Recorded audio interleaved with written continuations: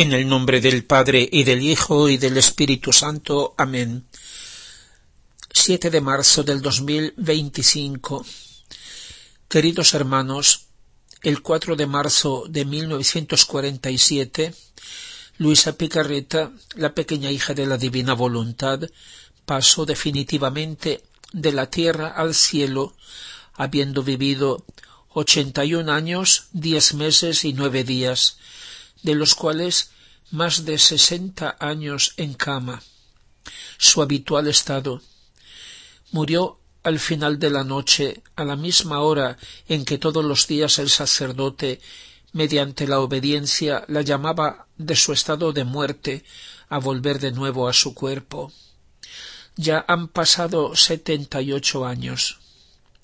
Luisa ha escrito Las horas de la Pasión, La Virgen María en el reino de la Divina Voluntad, y sobre todo los 36 volúmenes en forma de diario, titulados por el Señor El reino de mi divina voluntad en medio de las criaturas, libro de cielo, el llamado a la criatura al orden, a su puesto y en el fin para el que fue creada por Dios. Teniendo una cultura humana sumamente pobre, había ido solo 1 o 2 años a la escuela primaria, tuvo que escribir solo por obediencia a la Iglesia, a sus distintos confesores, sin esconder lo que sentía, sus reacciones humanas, a veces provocadas por lo que otros decían.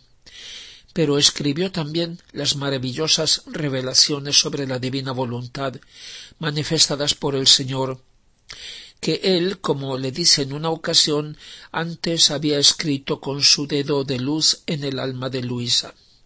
Es decir, ella no habla por haber oído o leído, sino que escribe solo lo que vive. Es su testimonio, es vida vivida. Esa es la verdadera cuestión que se debe examinar, que lo que ha escrito ella lo ha vivido. Cuantos la recuerdan y la aman, que la veneran conociéndola sobre todo por medio de sus escritos, desean justamente verla glorificada en la Santa Iglesia. En respuesta a sus deseos y plegarias, el Espíritu Santo hizo que se abriera su causa o proceso de beatificación el 20 de noviembre de 1994, fiesta de Cristo Rey. Así, por ahora, Luisa Picarreta, la pequeña hija de la Divina Voluntad, tiene oficialmente el título de Sierva de Dios. Considero justa y necesaria una cierta reflexión sobre esta paradoja, a la luz de la revelación y de las mismas palabras de Luisa, que dice: «Me parece que quieren hacerme sierva en tu casa si buscara adquirir méritos. No quiero ser sierva, sino hija». Ambos títulos son perfectamente compatibles, pero considerados en dos sentidos diferentes. Hija en vez de sierva, pero sierva fiel y obediente en vez de extraña y desobediente. Mi deseo no es tanto que Luisa sea glorificada por la Iglesia, sino que sea glorificada la divina voluntad, en la forma como Jesús la manifiesta en la vida y en los escritos de Luisa, que, como ella dice en una carta, la Iglesia reciba este alimento celestial que la hará resucitar en su máximo triunfo. Glorificar la divina voluntad, que no significa aprobarla, sino acogerla con júbilo, con gratitud, con amor, tendrá como justa consecuencia glorificar también a la sierva de Dios Luisa Picarreta, reconocer el puesto y la misión única, extraordinaria, que Dios ha querido darle en su proyecto de amor, y reconocer la fidelidad con que ella la ha cumplido. Pero pensar en glorificar o beatificar a Luisa, si alguien lo ha pensado, dejando a un lado lo que ella ha vivido, dejando todavía en cuarentena sus escritos otros 40 años, eso Dios no lo permitirá. como no habría consentido que se predicara un Cristo sin evangelio, ni un evangelio sin evangelizadores ni testigos. No soy yo el que lo dice, sino el mismo nuestro Señor a Luisa. Le dice: no te asombres por cuantas cosas grandes y maravillosas puedo decirte sobre esta misión, por cuantas gracias puedo concederte, porque no se trata de hacer un santo, en este caso una santa, de salvar las generaciones, sino que se trata de poner a salvo una voluntad divina, que todos regresen a su principio, al orden del que salieron todas las cosas, y que la finalidad de mi voluntad alcance su cumplimiento. Le dice: por eso te he dicho tantas veces que tu misión es grande, porque no se trata sólo de la santidad personal, sino de abrazar todo y a todos, y preparar el reino de mi voluntad a las generaciones humanas.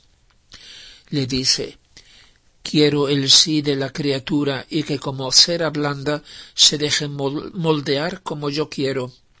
Más aún has de saber que antes de llamarla del todo a que viva en mi querer, la llamo de vez en cuando, la despojo de todo, le hago superar una especie de juicio, porque en mi querer no hay juicios, todas las cosas quedan conformadas conmigo, el juicio es fuera de mi voluntad, pero de todo lo que entra en mi querer, ¿quién se atreverá a hacer un juicio? Pues yo nunca me juzgo a mí mismo. Por lo que a mí se refiere, esperaré a que llegue la autoridad de la Iglesia, igual que ante el sepulcro de Cristo vacío, Juan esperó a que llegara Pedro para entrar. Sin embargo, nada le impidió ver y creer. En tanto, pidamos por quien, como Pedro, tiene una autoridad por su grave responsabilidad. La nuestra, la mía, es diferente. Las dificultades que Luisa encuentra en su camino en la Iglesia son debidas a lo que ella ha escrito. Hay quien en alguna ocasión ha dicho: Luisa es sin duda una santa, una gran santa, pero qué lástima que haya escrito, qué desgracia sus escritos. Es increíble, pero es cierto. Quien habla o escribe de ella no puede ignorar que haya escrito, lo que ha escrito y por qué ha escrito. Y hablar de todo eso conforme a la verdad es incómodo. Yo quisiera que quien lee o quien escucha se sintiera sacudir la conciencia o se despertara del sueño, yo el primero. Sobre todo a los responsables de la causa de beatificación les deseo que puedan dar un salto en la silla, que entren en crisis por motivo de su responsabilidad. Es cierto que el arzobispo de Trani, que abrió la causa de beatificación, y su sucesor dieron orden de no publicar por el momento los escritos de Luisa, ya que, entre otras cosas, en los últimos años ha habido no poca confusión, y muchos han hecho como a ellos les parecía bien, a veces sin criterio y también sin garantías de que fuera fiel lo que han publicado o han traducido. En una palabra, sin esperar a la Iglesia. Pero después de que el sol ha salido, nadie puede detenerlo. Me parece justo y necesario que la Iglesia intervenga con seriedad en todo esto, confiando en el Señor, porque sucede solo lo que sirve a su proyecto de amor. Pero me parece que hay también el peligro, como ya he dicho, de querer hacer de Luisa una santa más, evitando el problema de sus escritos, de su doctrina, porque no se conoce, no se comprende y tal vez no se desea comprender. Temo que no haya suficiente amor a la verdad, suficiente apertura sincera del corazón para acoger lo que el Señor nos ofrece.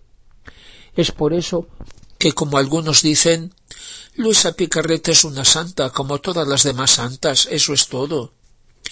La respuesta está en las palabras de Jesús a Luisa. Por una parte, como víctima, el Señor le dice: hija querida mía, No te extrañes de lo que ves, porque no eres tú sola o eres única, pues en todos los tiempos he tenido almas de las que, en la medida que es posible a la criatura, he podido obtener de algún modo perfectamente el fin de mi creación, redención y santificación, y la criatura ha podido recibir todos los bienes para los que la he creado, redimido y santificado. De lo contrario, si yo no tuviera en cada época al menos una sola, se haría inútil toda mi obra, al menos para ese tiempo. Eso es orden de mi providencia, de mi justicia y de mi amor, que en cada tiempo haya al menos una a la que yo pueda hacer partícipe de todos los bienes y de todo lo que la criatura me dé todo lo que me debe como criatura. De lo contrario, ¿para qué conservar el mundo? En un momento lo destruiría. Para eso precisamente escojo las almas víctimas, para que, así como la divina justicia encontró en mí todo lo que debía encontrar en todas las criaturas, y a la vez me hizo partícipe de todos los bienes que había de darles a todas, de modo que mi humanidad poseía todo, así encuentro todo en las víctimas, y las hago participar de todos mis bienes. Por tanto, el Señor le dice que en todos los tiempos ha escogido almas víctimas, como Luisa, a las que ha dado todos sus bienes y sus penas, y de las que recibe la correspondencia que todos le deben. Por eso, bajo este aspecto de víctima con Jesús, Luisa no es única. Pero luego, cuando Jesús habla de la novedad del vivir en su voluntad, y no sólo hacerla, le dice, por ejemplo, los mismos santos se unen a mí y hacen fiesta, esperando con ardor que una hermana suya sustituya sus mismos actos, santos en el orden humano, aunque no en el orden divino. Me piden que enseguida haga entrar a la criatura en este ambiente divino. Luisa estaba pensando, ¿será posible que Jesús haya dejado pasar tantos siglos sin dar a conocer estos prodigios del divino querer y que no haya elegido entre tantos santos a uno que diera comienzo a esta santidad totalmente divina? Y eso que estuvieron los apóstoles y tantos otros grandes santos que han asombrado a todo el mundo. Y le dice, amor mío y vida mía, yo aún no logro convencerme.